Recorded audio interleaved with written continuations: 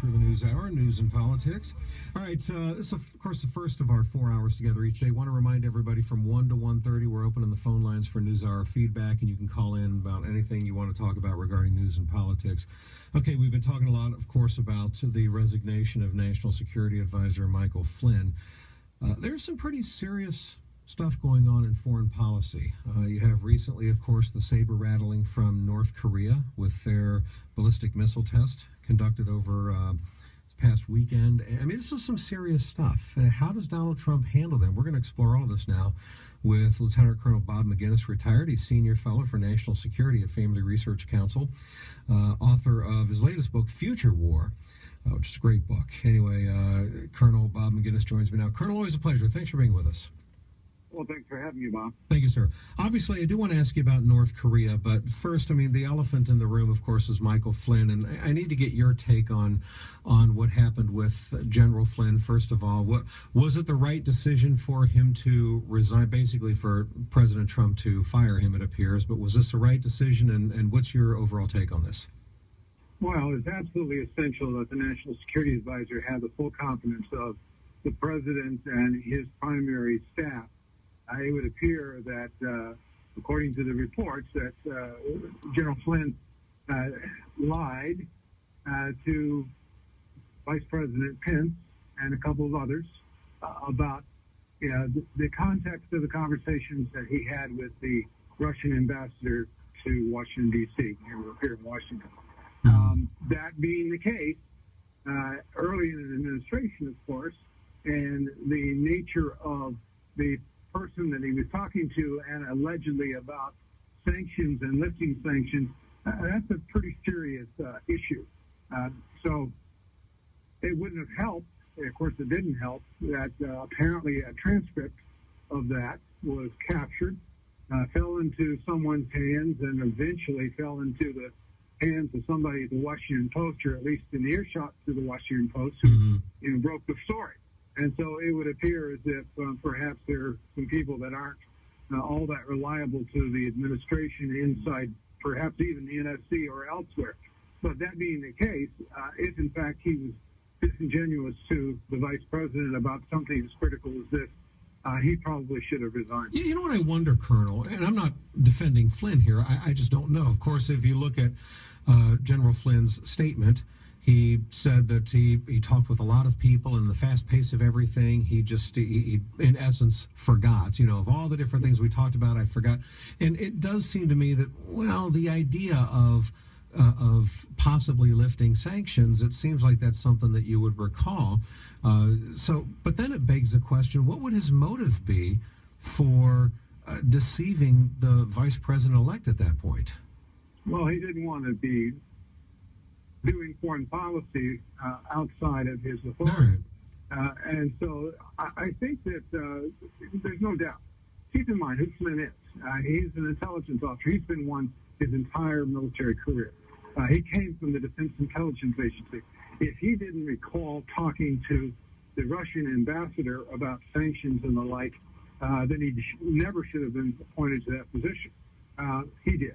I have no doubt that he remembered that conversation, and there would appear that he was trying to cover it up. Okay, so basically, he's stepping out, having conversations that he really shouldn't have yet because he's not authorized to discuss the possibility of lifting sanctions with Russia, but he's kind of doing that with a little bit of an underling counterpart kind of thing, and I'll say, all right, I'll go back and talk with my people, and we'll see what happens, but he doesn't want to let the vice president know that he stepped out on that limb. Okay, and in that regard, yeah, I mean, you have to be transparent and such, and so that certainly is problematic. I think you make a very fair point there, which then brings me though to the question, Colonel, that some people are having is, well, is there something way more insidious here? Now there's buzz that we need investigations going on into, is there a secretive relationship going on between the Trump administration and Russia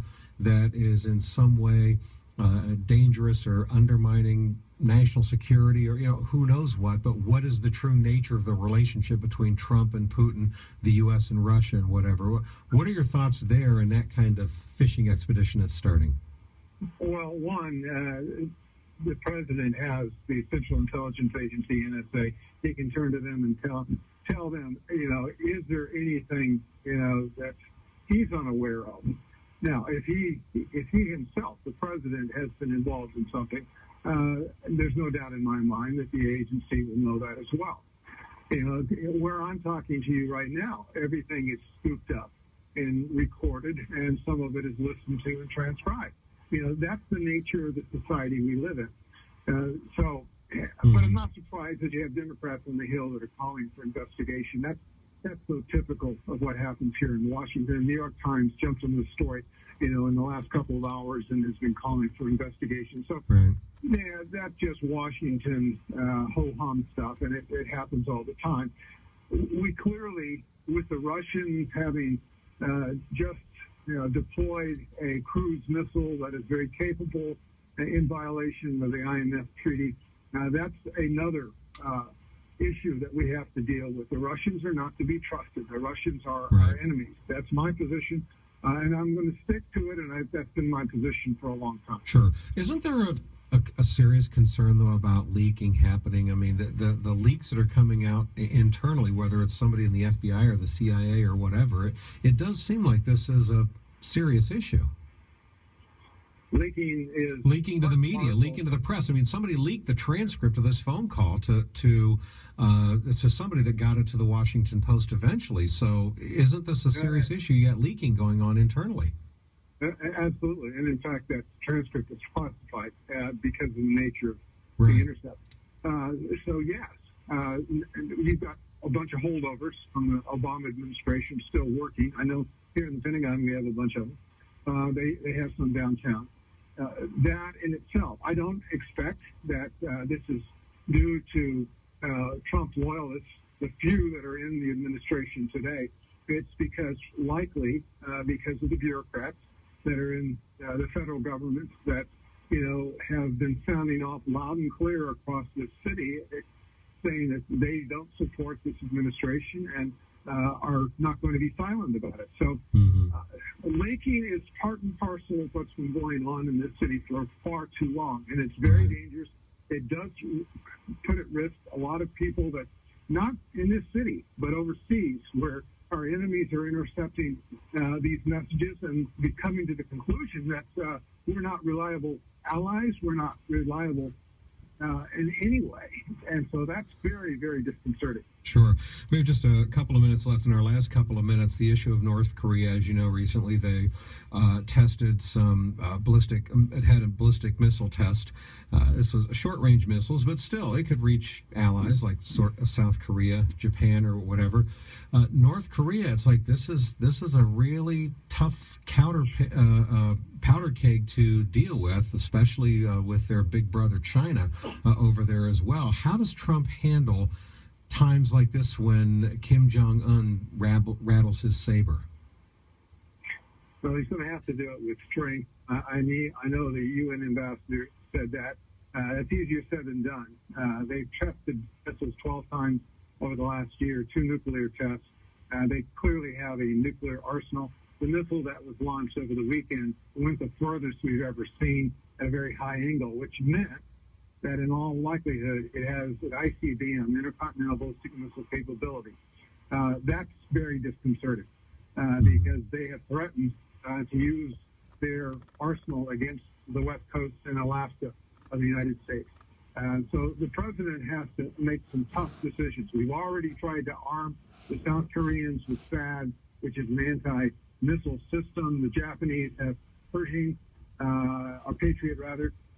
Others are beginning to take notice. The Chinese are being incredibly standoffish, diplomatic by saying, well, we need to have calm. Well, unfortunately, this renegade, this rogue in Pyongyang, doesn't want to have calm. He's got to understand that we're going to deal with him decisively. Now, long ago, I said that some military action is going to have to be taken. It's going to have to be measured.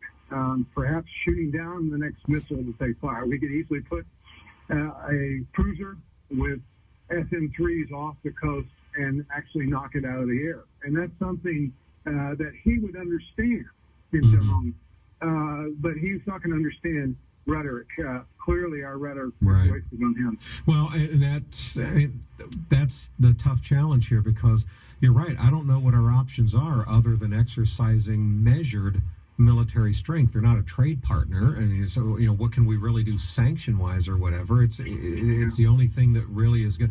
But then that begs the question: what about China? I mean, China is our economic and trade adversary in many areas, but we sure don't want them as a military adversary. Would China automatically step up and militarily back North Korea if North Korea was ridiculously provocative?